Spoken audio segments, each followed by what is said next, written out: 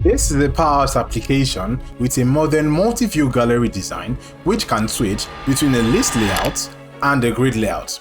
And in this video, I will show you how to build yours. In my last gallery design video, I went straight to the gallery design and then had to do another video on how to design the surrounding UI. So this video will be the first in a short video series showing you how to build everything from scratch. In the first video, we would go through the app layout and the cool card gallery design at the top. And in the second video, we'll go through the multi-view gallery. With that being said, let's get into the video.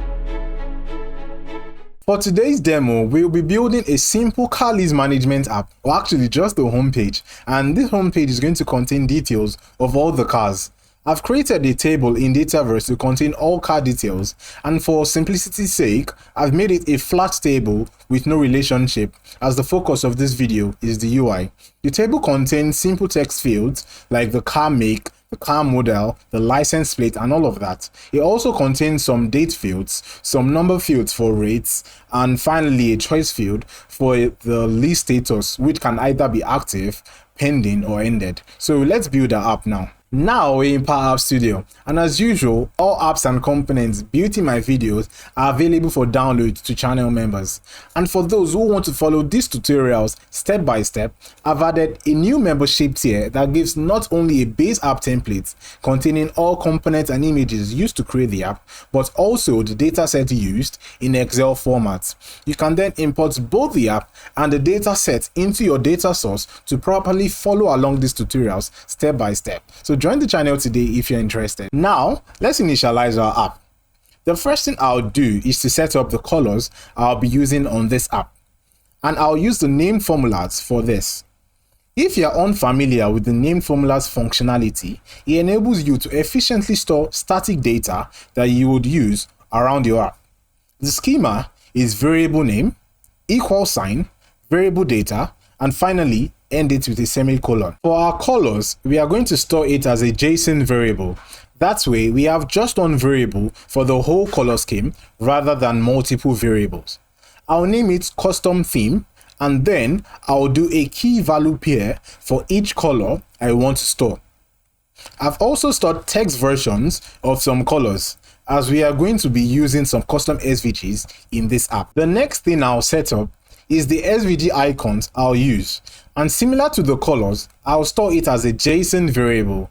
I get most of my SVG icons from icons.getbootstrap.com, and I have a separate video showing the whole process on how to use custom SVG icons in PowerApps. Check out the chapter on SVG management in this video. And the only difference is that now I'm using name formulas rather than the onStart property, and I'm storing the SVG icons as a JSON variable rather than a table variable. Now, all of our initialization is done, so let's start adding in our controls. The first thing to do is to set up the app layout. And looking at the design, I want a left side menu, and on the right, I want a simple header, and then a card gallery design to show some KPIs, and then finally the multi-view gallery showing the car details. So let's build that. So now I'm going to add in a container, a responsive container. So that'll be the horizontal responsive container, and then we need to make sure that it fills the page screen. So we're going to say X and Y to 0, and the width to parent the width, and the height also to parent.height. So that makes sure it fills the whole screen. And then we're going to add in two containers inside of this, one for the menu, one for the page content. So let's just rename this so we can reference it correctly. So container root, so that'll serve as our root container. So now let's add in another container. So this one should be vertical containers. That should actually be inside of the root container. So yeah, inside the root container, I've added one container, and let's add in another one for our page content. So container, vertical container. So now we have two containers, and we can just rename that also a container for, let's say, side menu, and this one will serve as a container for the page content. Okay, so for this one, I just want my menu to be about 80 wide. So we are going to turn off the flexible width and set the width to about 80. Then let's remove the border radius and set the drop shadow to semi-bold. And for the page content, we are going to remove the border radius, remove the drop shadow. We don't need that. And let's also add in a 20 padding all around it. So top padding 20, bottom padding 20, left padding 20, right padding also 20. So we have a padding all around it. For our root container, we also don't need a border radius or drop shadow. So let's remove all of that too. Okay, cool. So inside of our page content container, we want to add three responsive containers for our different sections on that side. So you can either add it one by one. Ain't nobody got time for that. You can also use Copilot to add it. So I'm just going to say add 3 containers in selected item. So it checks which item is selected, which is our page content container, and it then goes ahead and adds the 3 containers for us without us having to add it one by one. Okay, so that is done. So now we have our 3 containers inside of it. So it's just left for us to format the height however we want it. For this one, I want it to just have a height of 60. So I'm going to turn off the flexible height, set its height to 60. For the second one, I want it to have a height of about 180. And that should be okay. And then for the last one, we are just going to leave the flexible height on because we want it to take the rest of the space. And there, our layout is more or less completed at this stage. So it's just for us to begin adding in the different components or controls to our page. So the first thing I'll do is to add in a fill to our root container. So I'm going to select the fill property and add in our primary color. So that will give it a gray background. So once that is done, we can begin adding in components. So the first one I want to add is our side menu component. So I already have a video on how to design a side menu. So I'm going to use one of those components. So I'm going to import it. So the one I'm using in this video will be the compact side menu. So I'm just going to import the components from that app. So it has imported the components. So I'm just going to remove the one I don't need. So yeah, this is what we are going to use. So as I said, there's a video showing how to do this step by step. So check it out if you haven't watched that. And if you want the component, you can also download it as a channel member. So I like to keep things looking fresh. So I'm going to add in a few modifications to this component before we add it into our app. Yeah, boy. So just a couple changes actually. I don't want the highlights or the background of the selected item to be a rounded square. I want it to fill the whole width of the menu item. So we are going to make the gallery first fill the width, but since we have a padding on the container, we first have to remove that. So I'm going to set the left and right padding to 0. That way the gallery now fills the whole width, and then I'm going to set the custom buttons to fill the width of the parents or the template container rather. So I'm going to set this one to parent.width, so that fills the width, and also do the same thing for the height. So it's going to fill the height of that. And then let's add some extra padding so the button or the icon won't look too big. So I'm going to change the top and bottom padding to about 15, and that looks cool. Let's also remove the border radius because I don't want that. Then I'm going to add in another indicator on the right. So I'm going to select the template container and then add in a rectangle. I want the rectangle to be on the right. So first of all, just make sure that the X and Y values are equal to 0. And then for the width, we want it to just be about 2. For the height, we want it to be parent.height. So parent.height. So that should fill in the height. And then since you want it on the right side, we set the X value to parent.width minus self.width. Parent.width minus self.width. And that will bring it over to the right side. Okay, and yeah, let's increase the width to 5 just so it can be a little bit more prominent. And finally, we want to make it the same color as the selected icon. So we're going to set the fill of that to side navigation compact. So we're going to set it to side navigation compact dot the selected primary color, or selected icon color rather. That's cool. And finally, we just need to make it only visible when it is active. So we can just copy the condition that we used for the icon and then use that as the visibility property of our rectangle. So it will only be visible when it is active, when the menu ID is equals to the current menu ID. Yeah, and that's that. And finally, I'm going to change the border color of the profile from the base icon color to match our selected icon color. So that will also make it yellow like the rest. Okay, cool. The last thing is the logo. I don't want to use this logo, so we're going to use the logo we want. So we're going to upload that. When you import a component, it also imports the images that was on that app. So it has imported all these images. So I'm going to delete all of them and only use and import the one I want to use as the logo. So I've imported the logo I want to use, and we are just going to add it to our app. So we're going to select logo compact custom property and then just reference the icon. So optic logo icon. So obviously this icon is too small, so we just need to reduce the padding that we added on it. So we are going to reduce it to 5%, and that should make it just big enough. And there we've modified our component and it's ready for us to add it into our app. So on our screen, we're going to select our side menu container and then add in our custom property, our custom component. And then we need to make sure that it fills the container. So we're going to set its width, or set its alignment to stretch rather, and then set minimum width to 0, set its flexible height, turn it on, and then set the minimum height to 0. So that will make sure it always fills in the container. The next thing I will do is to start modifying the custom properties of our component. So the first one will be the menu data. So let's first add that to our name formulas. If you don't understand this, please watch the video on how to create a compact menu. So we've done our custom navigation, and all that is left now is for us to just add it to our app.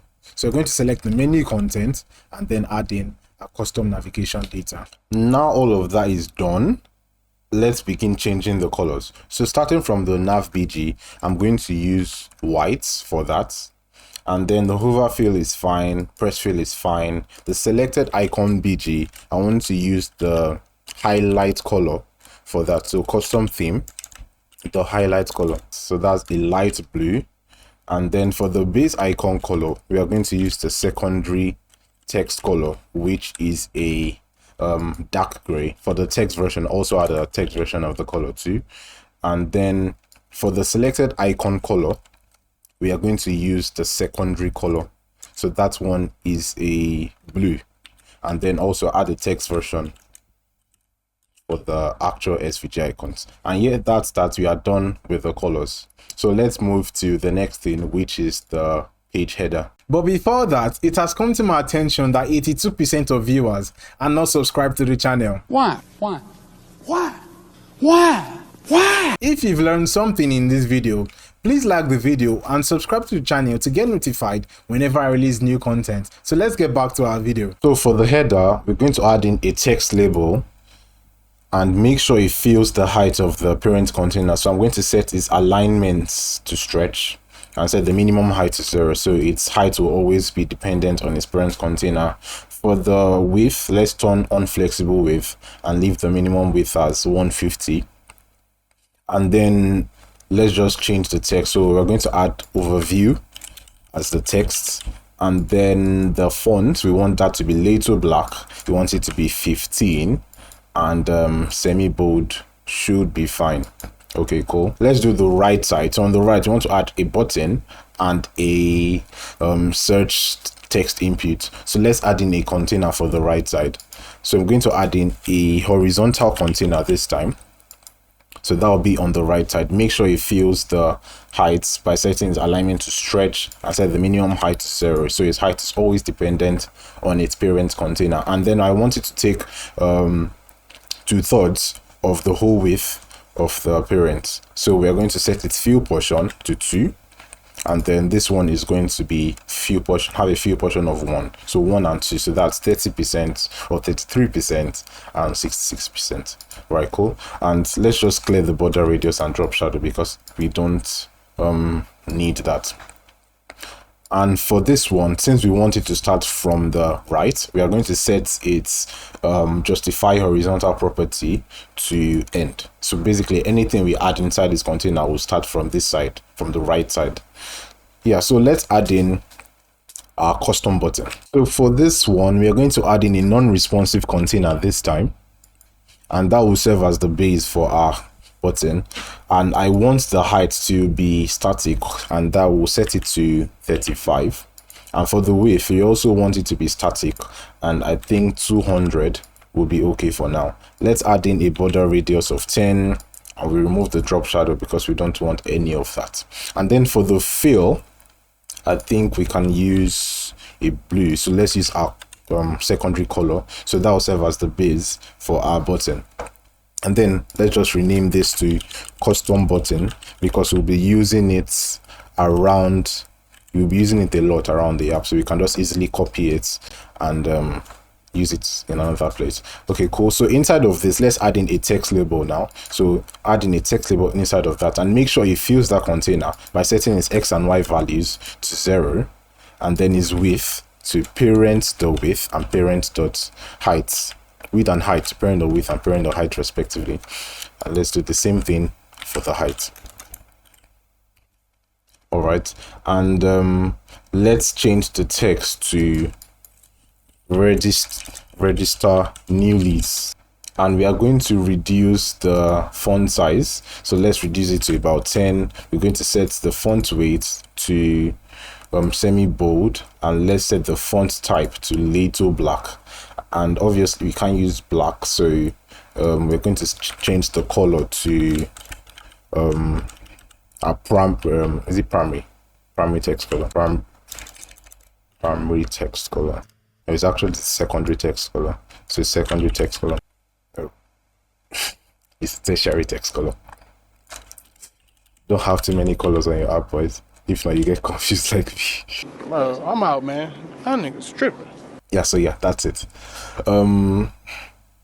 Yeah, so the next thing we want to add is our icon. So I want an icon on the left side. So let's add in an image control for this, and this will be the icon. So let's set its height and width to 25. So 25 as the height, 25 as the width, and let's set its x value to 10 because just want it a little bit from the left side, and want it vertically centered. So we set it we'll set the y value to parents.height minus self.height divided by 2. So that will make sure it's always vertically centered. And obviously now it's blocking the, what's it called now?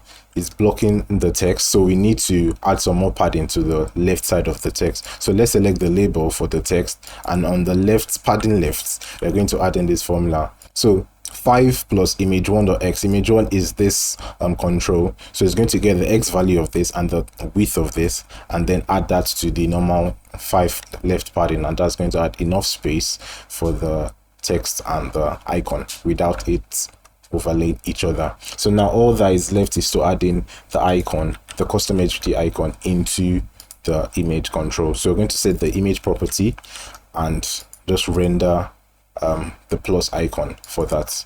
As I've said, if you are unfamiliar with SVG, just watch the video on where I show that. So that's that. So now we just need to make it clickable. So we are going to add in a transparent button for that. So we are going to add in the button control, then clear the text, set its x and y value to 0. So because we need to make sure it fills the container, and then set the width to parent.width and parent.height respectively. So parent.height, and then click this actually. And then for the fill, we're going to set that to transparent, and we don't want any border. And yeah, let's also change the hover fill and over and the press fill.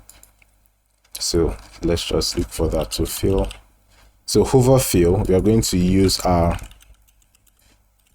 own fill for that. So custom theme dot hover fill, or var hover fill, and then for the press fill, custom theme dot var pressed fill. So the press fill and hover fill are actually just transparent blacks that we initialized in our named formulas. So hover fill is just a black with 10% opacity, and the press fill is a black with 20% opacity, and then we're using that. And then if we hover on our button now, and we can click it, and you can see how it's now reflects on the app. Okay, cool. And then for this one, since I don't want it touching the extreme edge of the container, let's select that right container and add in just a little bit of padding. So 5 padding should be fine. And yeah, that's that. And then we also want a gap of 10, because when we add the text input on the left side now, we don't want it to be touching each other. So let's just add in a gap of 10. Okay, cool. And then for our search container, let's do that. Now I want to add a custom search bar that has an icon and obviously a text input. But then if we add in text inside of the text input, we want the icon to obviously disappear and then move the text to the left. So let's build that. So we're going to select the parent container again, and now we are going to add in a non-responsive container this time. We need to move it to the left, so reorder it, move left. And for this one, we want its width to be 250, so we're going to turn off flexible width and set the actual width to 250.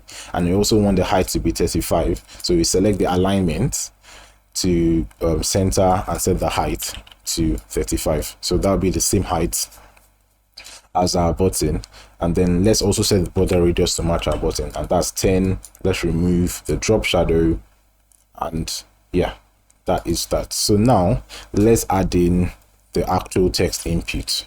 Add in a text input, make sure it's inside of the container, and then make sure it fills the container. We'll set the x value to 0, y value to 0, and then the width and height to parent the width and parent the height respectively.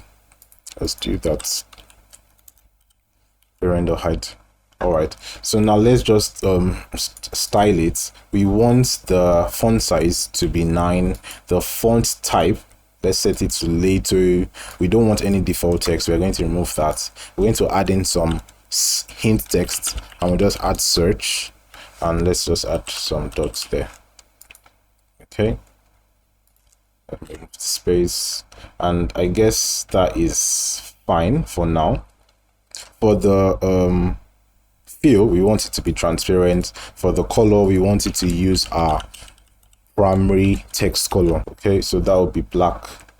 And yeah, that's about it. For the parent container, let's just rename that to custom search underscore container, so we can properly reference it. And for this one, we're going to make it fill white and add in a border of 1. And then for the border color, we are going to use our custom theme dot border color. So custom theme dot border color. So that's going to use the border color for that. For the text input, we don't want any border, so we're going to set its border to none, and that looks much better already. Obviously, we need to also use our hover fill and our pressed fill, so let's do that also. So fill, for the hover fill, we're going to use custom theme dot var overfill, and then do the same thing for the pressed fill. So custom theme dot var pressed fill, and yeah, that looks better. And now we want to add in, I want to add in an icon on the left side, so a search icon.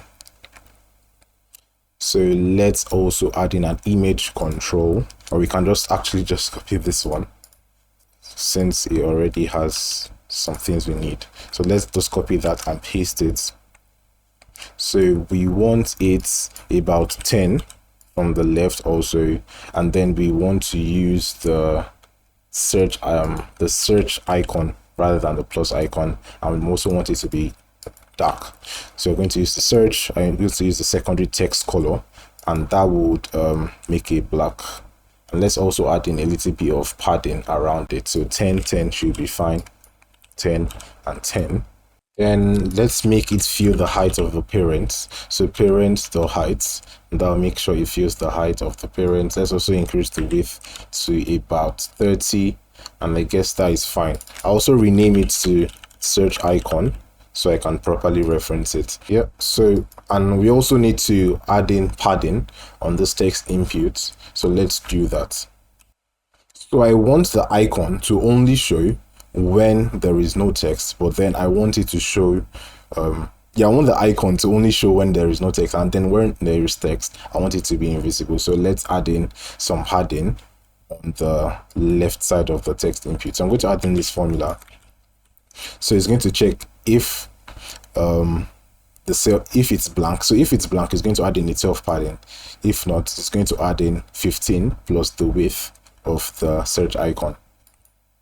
So that's how it looks now when there is text. And obviously if you add text inside it goes to the left. So now we just need to make sure that the icon is only visible when there is no text inside. So say it's blank text input 1. So text input 1 dot text. So that's what we are checking, it's blank. Yeah, so that's fine. So if you add in text here, the icon goes away, but then once you clear the text, the icon comes back and the search hint text pops up. And yeah, we're done with our header. Let's just remove the drop shadow around the line 1 container. So we're going to set the drop shadow to none. Let's set the border radius to 0 also. Yeah, so we are done with the header, and now let's move to the card gallery. Nice. So now let's build our card gallery. Inside of line 2, we are going to add in a blank horizontal gallery, and then we need to make sure it fills the container. So we're going to set its alignments to stretch and set the minimum height to 0. We're going to turn on flexible width and set the minimum width to 0. So that means regardless of the size of the parent container, the gallery will also take the same size. So now let's add in the gallery's items. So the first thing we'll add is a template container. So we select the gallery's template by first clicking that icon there, and then we can now add in a container. So we're going to add in a horizontal container, and then we need to make sure it fills the gallery's template. So we're going to set x0 y0, the width to parent dot template width this time, not just width, and then do the same thing for the height. So parent dot template height. So that will make sure it fills the height of the template. So inside of this gallery, we want an icon, and then the card title, and then the card value. So that is 3 different items at least that need to be inside of our gallery data. So now let's add our gallery data to contain this. So we are going to select the gallery, select the data source, and add this inside of it. So this contains the data we're going to render on our gallery. So it has the card name, the icon that we want to use, and then the value. Obviously for the value, this should not be static, it should be dynamic depending on your data source. So you're going to do either count row or sum or whatever function that would calculate the value that you want to show as the KPI. But for the purpose of this video, I'm just going to leave some static values there. So that's that about the data. The next thing we want to tackle is the padding and the layout of the items within the gallery. So we have 4 items, and we want those 4 items to be equally spaced within the gallery, and there shouldn't be any need for a scroll bar. Ordinarily, what we'll have done is just to set the template padding to 0, and then set the template size to self the width divided by self the all items count, and then that will give 4 equally spaced items. But in this one, we want to add in a padding of 20 because we want the cards to be quite some distance from each other. So obviously the template size formula won't work in this case. So that means we need to take account for the padding. To do this, we just need to make sure that all the padding that has been added is subtracted from the width before dividing it by the item count. So we're just going to use a simple math formula for that, and that is this formula. What the hell is even that? So it's actually quite simple once you break it down. So basically, anytime you add padding, it first adds the padding before the item, on the left side, and then at the after the last item it adds a right padding. So that means the padding will always be one more than the total item count. So here we have 4 items, so obviously he added 5 paddings. If it was 2 items, it will add 3 padding. So that's what we are doing in this formula. So it's going to first get all the number of items within the gallery and add 1 to it. So after that, it's going to multiply that by the padding. So we have 20, 20, 20, 20, 20. It's going to multiply that by 5. And after that, it's going to then subtract it from the width. And once it's gotten that value, it's then going to divide all of that by the total item count. And then we can have equally spaced item with padding. So even if we were to change the padding to 5, for instance, it's still going to be equally spaced items. If we were to change it to 30, it's still going to be equally spaced items. So yeah, it's actually pretty simple once you break it down. You just need to make sure that you add in the, what's it called now, the brackets to show the order of priority for the system to calculate the value. So I'll first increase the border radius to 20, just so it's a little bit rounder. The next thing I'll do is to add some cool images to serve as my card background. And as you know, we need to make sure our apps are as efficient as possible. And that means all our media needs to be optimized to have the smallest file size while maintaining a good quality. A couple months ago, Microsoft added functionality that enables us to upload SVG images directly into our app. A major advantage of SVG images is that they are so much more smaller in file size and they can be infinitely scaled without the image losing quality. For example, an HD or 4K image can sometimes be about 4 MB, and that's just one image. Imagine having multiple of that. The SVG images I'm going to be using are all less than 20 kilobytes, with the lowest being just about 10 kilobytes. That means I can upload like 10 and they will still be less than 200 kilobytes. Damn. I get most of my SVG images from freepik.com. They have both free images and premium images, but some of their free stuff is really good. So that's what I went with for this image. Brokey. So I'll upload the images and add them to my gallery. And here's a pro tip. Always add a fill color that closely matches the image, and this is to enhance user experiences.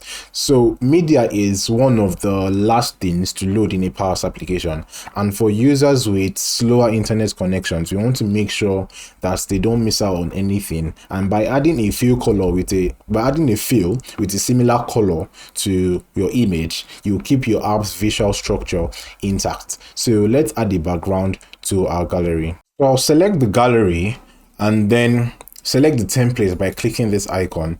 So we are then going to add in an image control. So once that is added, make sure it is behind the template container. Send it back. So we've sent it to the back, and then we just need to make sure it's the same size as our template container. So we're going to select the name. And then for the image control, for the X value, we're going to say container.x. For the Y value, we're going to do the same thing, container the Y. For the width, container the width. For the height, container.height.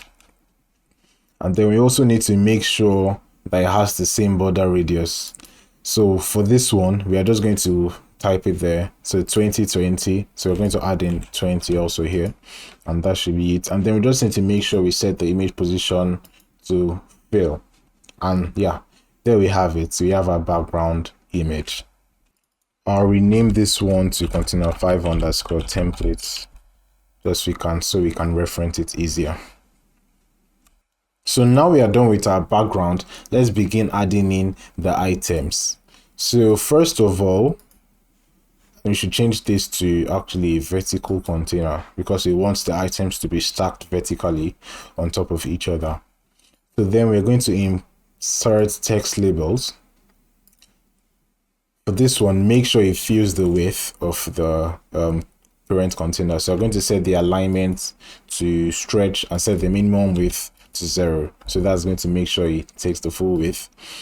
And then for the color, let's use tertiary color. So a tertiary text color. So custom theme, the tertiary text color.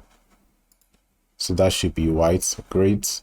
and let's just copy it and paste it because we want 2 of them. So that's cool. And let's just change the text. So for the first one, we want it to be the card title. So this item dot card name. And then for the other one, we are going to use the value. So this item dot card value.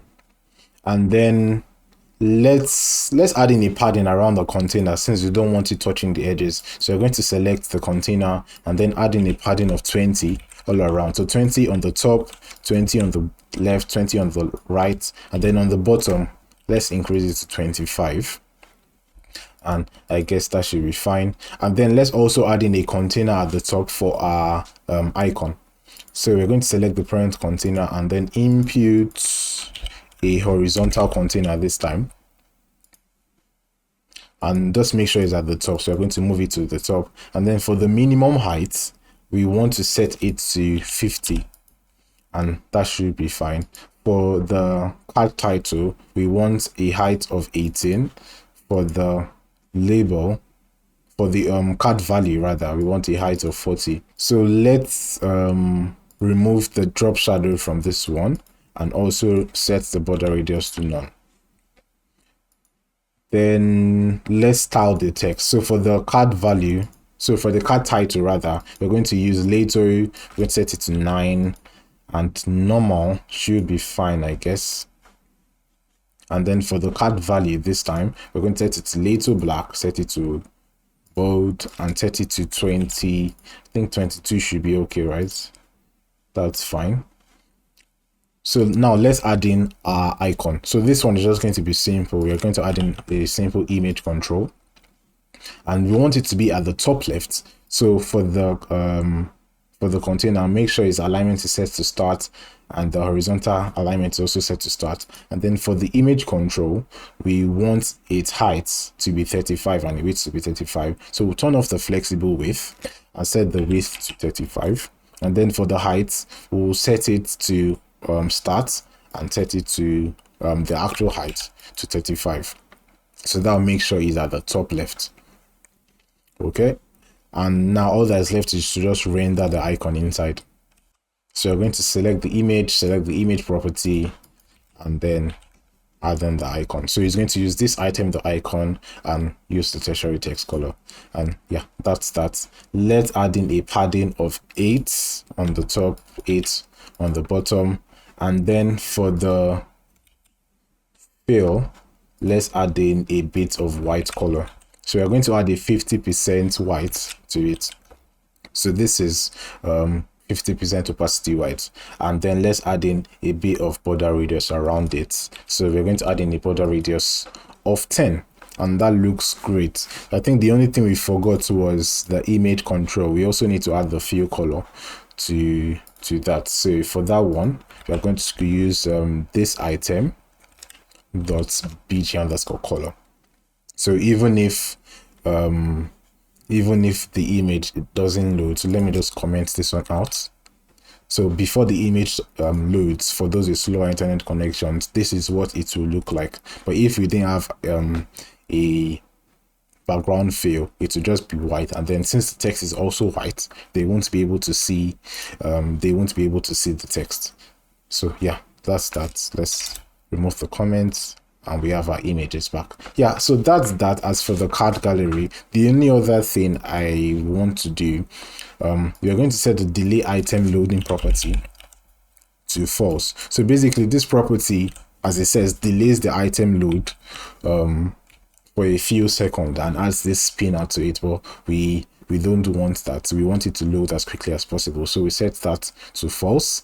And then I also want a pop animation on it, or transition rather. So we're going to set the transition value to pop. So that means, so what that does is that anytime they hover on it, it gives this nice pop effect. I like it a lot. Yeah, so that's that. So let's select the line 2 container and remove the drop shadow because we don't need that. Then also set the border radius to 0. That is cool. For this one, let's add in a little bit of left padding so that it's aligned with the gallery items.